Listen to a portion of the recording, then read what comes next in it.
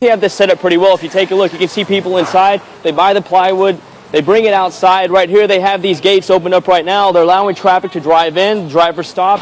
As soon as they present their receipts, they're then allowed to load the trucks with plywood. If you take a look down here, you can actually see the tracks the truck made as the driver traveled through the yard. Josh, we can take a look over here and take a look at this garage right over here. The truck crashed into the garage. This year, the district cut its routes from 80 to 60. Part of the reason is high fuel prices, but it's not the only district struggling. After White realized he was having engine problems with his truck, he then pulled over to the shoulder of westbound SPID, where he then parked his truck and he got out so he could assess the situation. And within 5 to 10 minutes, a man who police say posed as a TxDOT law official then pulled up behind Joshua White's truck. The Coast Guard called up their search for Larry Tate at sunset. Now earlier they were focusing their search from this beach southward.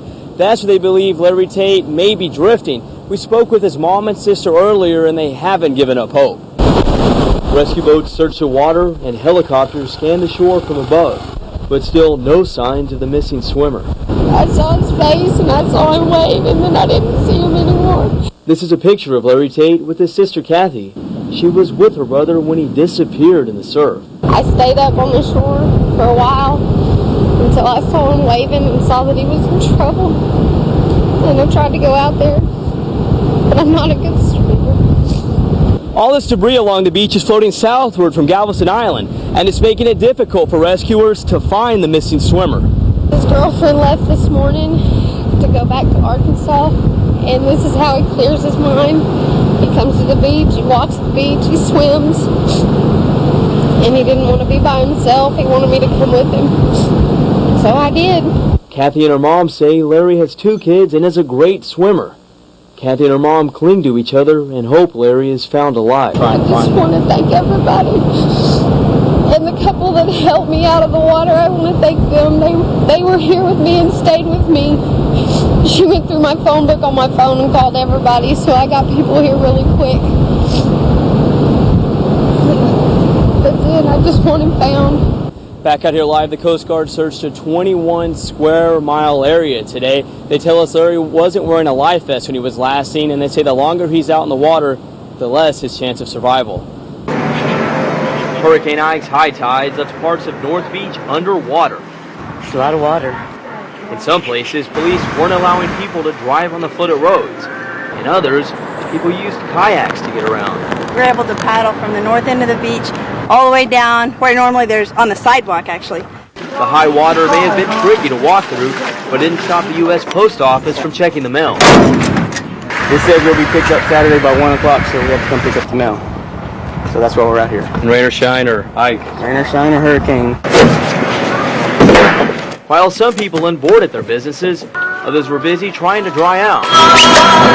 There were about 4 inches of water inside Doc's restaurant. While the area has flooded before, workers say it's never been this bad. This is the very lowest part of North Beach, so this is the fun part. Workers have cleared the water from inside the restaurant, but if you take a look over here, you can actually see just how high the water was earlier. We waited for the high tide to recede out of the way so it would just drain out, and then we just flushed it out with fresh water as much as we could. Saturday's high water may be an inconvenience, but it appears most of the area fared pretty well.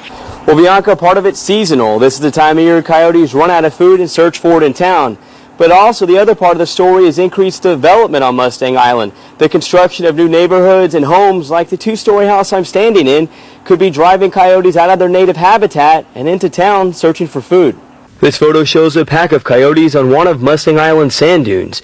An environmentalist says about 20 coyotes call the Port Aransas area home. Over the years, we've probably lost about 7 cats to coyotes. Yancey Gillespie holds his newest cat. He got Marshmallow to replace another cat that went missing a couple of months ago.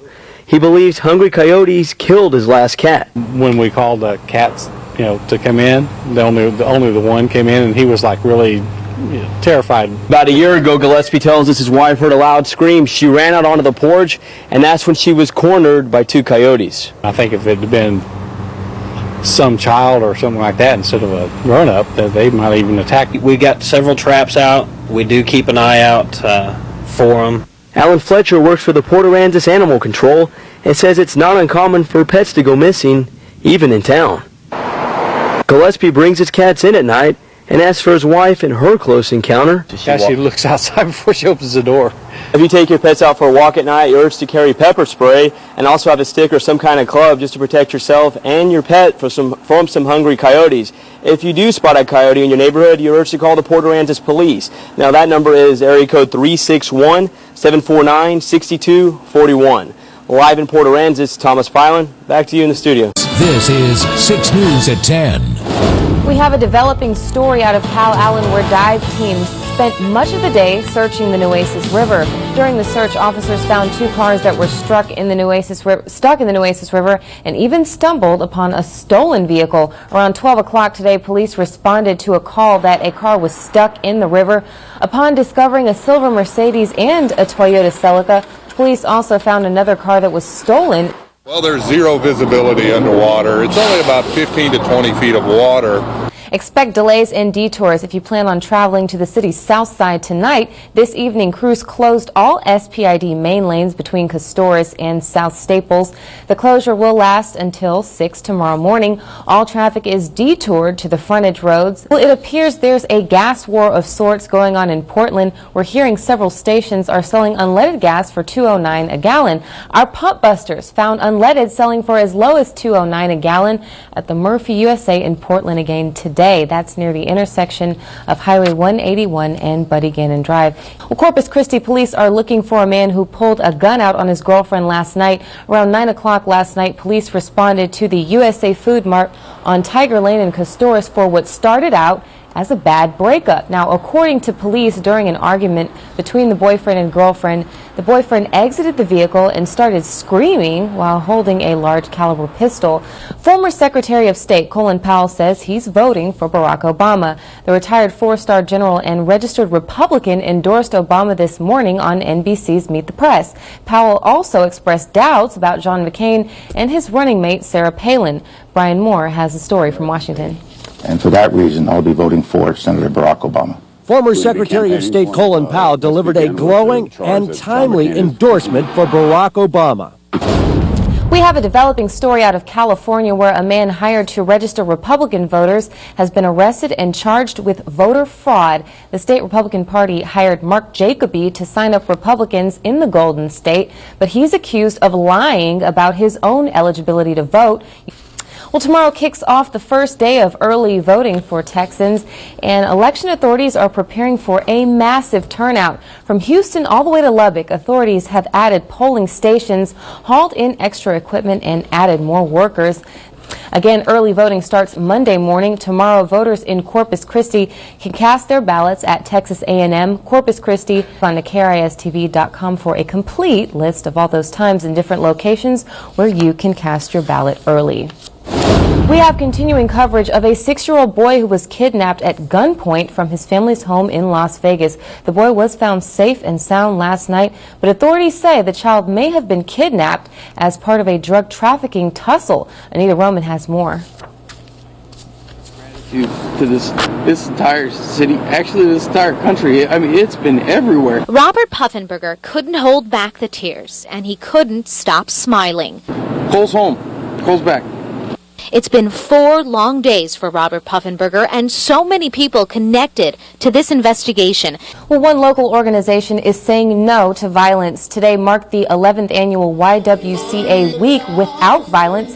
This nationwide event calls the community together to put an end to violent behavior. Or that we can make a difference. We can eliminate violence. We can learn to appreciate each other.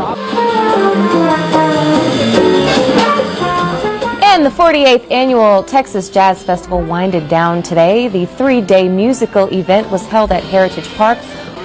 Well, K-Space Contemporary is excited about its latest exhibition. It's called Ashley Thomas New Work. The exhibition will be located on the 3rd floor of the gallery known as the Hot Spot. The new exhibit will feature a variety of drawings, motorized paper sculptures, and prints. And I wanted to use a lot of motors that had the same sort of rhythm, just to symbolize repetition. And First Warning 6 meteorologist Dave Frazier has a look at our work week forecast. Dave, take it away. All right, Crystal, thank you very, very much. Speaking of repeating ourselves, today was a carbon copy of yesterday. It was absolutely gorgeous outside. Here's what's coming up next on KRIS 6 News.